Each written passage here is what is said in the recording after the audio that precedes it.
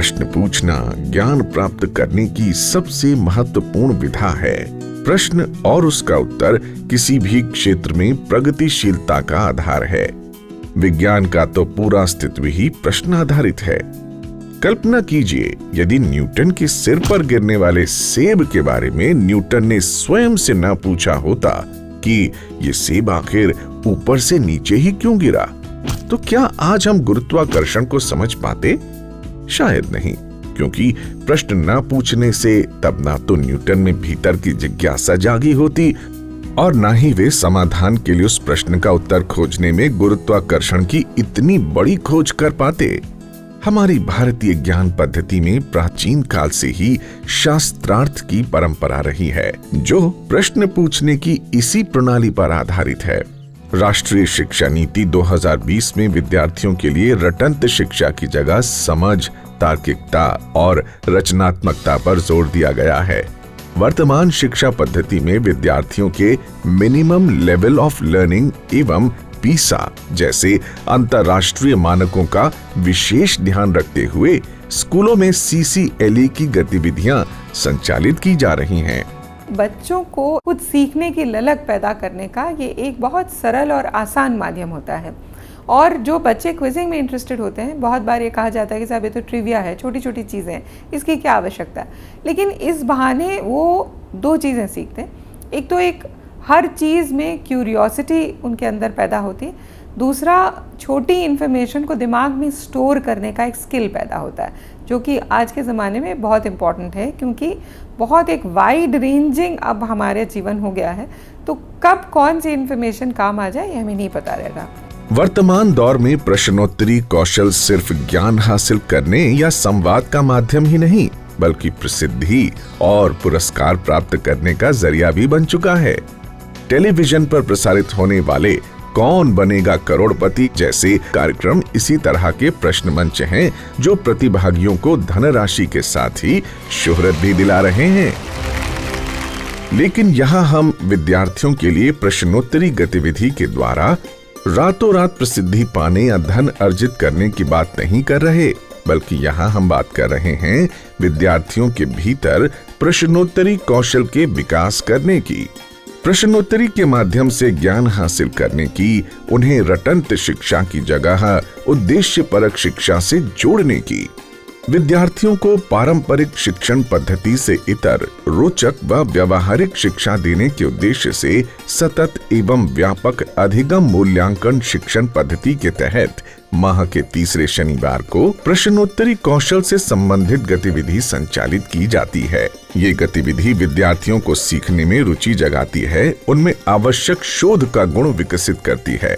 चूंकि ये एक सामूहिक गतिविधि है जिसमें विद्यार्थी सदन के रूप में भाग लेते हैं, इसलिए इस गतिविधि से विद्यार्थियों को मिलकर काम करने का मौका मिलता है एवं उनमें परस्पर सहयोग की भावना का विकास भी होता है। प्रश्न मंच। जय हिंद बच्चों, बैठो। इस गतिविधि में शिक्षक द्वारा प्रत्येक सदन के विद्यार्थियों से पूर्व निर्धारित थीम के अनुसार प्रश्न पूछे जाते हैं, जिसके आधार पर प्रत्येक सदन आपस में चर्चा करके प्रश्नों के जवाब देता है। पहले राउंड का पहला प्रश्न विकास सदन से। प्रश्न ध्यान से सुनेंगे, जल्दबाजी नहीं करेंगे। वंदे मातरम गीत के रचयिता कौन हैं? वैष्णवी आप बताएं।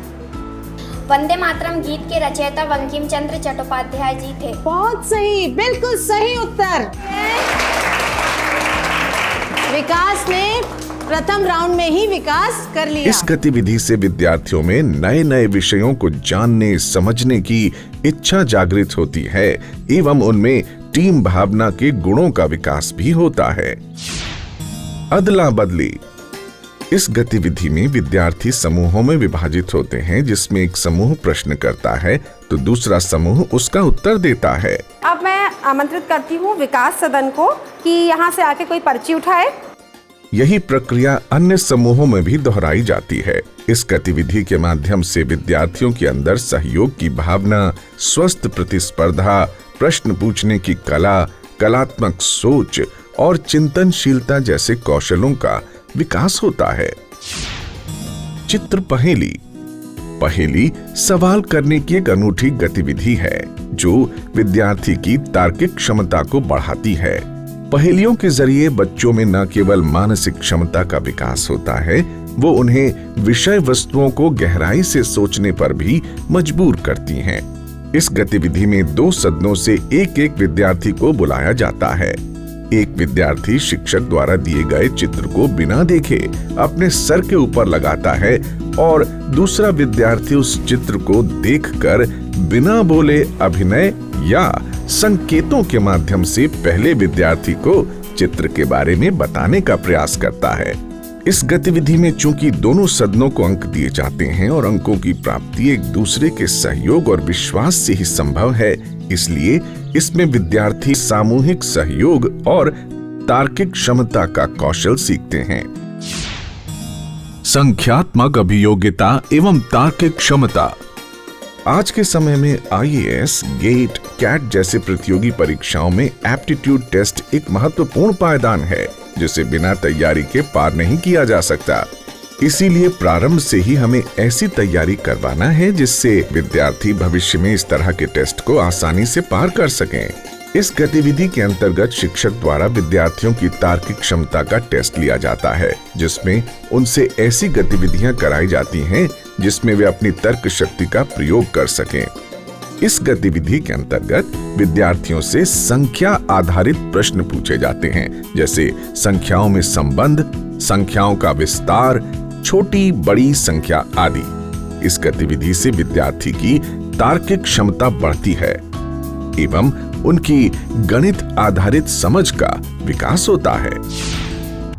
वर्ड एसोसिएशन या शब्द संगठन टेस्ट। इसमें आप सभी को 30-30 सेकंड के लिए एक शब्द दिखाया जाएगा जिसका प्रयोग करके आपको एक वाक्य बनाना है। इस गतिविधि का उपयोग विद्यार्थियों की सकारात्मकता जांचने एवं बढ़ाने के लिए किया जाता है। गतिविधि के अंतर्गत शिक्षक द्वारा विद्यार्थियों को थीम के आधार पर कुछ शब्द एक करके दिखाए जाते हैं। विद्यार्थियों को इन शब्दों को देखकर उनसे संबंधित सकारात्मक घटना का वाक्य बनाना होता है। विद्यार्थियों द्वारा बनाए गए वाक्यों की सकारात्मकता के आधार पर ही इस टेस्ट का मूल्यांकन किया जाता है। इस गतिविधि से विद्यार्थियों में ऑब्जर्वेशन पावर तो बढ़ता ही है, साथ ही उनमें विपरीत परिस्थिति में भी सकारात्मक सोचने का गुण विकसित होता है। Thematic apperception test. इस गतिविधि में विद्यार्थियों को प्रश्न के रूप में एक चित्र दिखाया जाता है जिसके अनुसार विद्यार्थी निर्धारित समय के भीतर अपनी तार्किक क्षमता के अनुसार चित्र की व्याख्या करते हैं। इसमें व्याख्या की सटीकता के आधार पर मूल्यांकन किया जाता है। इस गतिविधि से विद्यार्थियों में त्वरित निर्णय लेने की क्षमता का विकास होता है, टीम भावना का कौशल आता है, साथ ही विद्यार्थी का ऑब्जर्वेशन पावर भी बढ़ता है। ये एक सामूहिक गतिविधि है, समूह में की जाने वाली गतिविधि है, तो बच्चे एक दूसरे से सीखते हैं, एक दूसरे को सिखाते हैं। यहाँ पीयर लर्निंग खूब होती है। बच्चे एक दूसरे की कमजोरी को दूर करने का प्रयास करते हैं। तो जो हम 21वीं शताब्दी के जो कौशलों की बात कर रहे हैं उसमें इस क्विज़ में चारों दिखाई देते हैं। यहाँ कम्युनिकेशन है, यहाँ कोलैबोरेशन है, यहाँ क्रिएटिविटी और क्रिटिकल थिंकिंग भी है। यहाँ बच्चों के सर्वांगीण विकास के लिए उनमें 21वीं शताब्दी के कौशलों के विकास हेतु ये बहुत ही महत्वपूर्ण एक्टिविटी है। उद्देश्य यही है कि हमारे विद्यार्थी जिज्ञासु बने, रचनात्मकता के साथ प्रश्न पूछें, ज्यादा से ज्यादा ज्ञान अर्जन करें और 21वीं सदी में सफलता के लिए स्वयं को तैयार करें। आइए इस उद्देश्य को सफल बनाते हैं और राष्ट्र निर्माण में अपनी भूमिका निभाते हैं।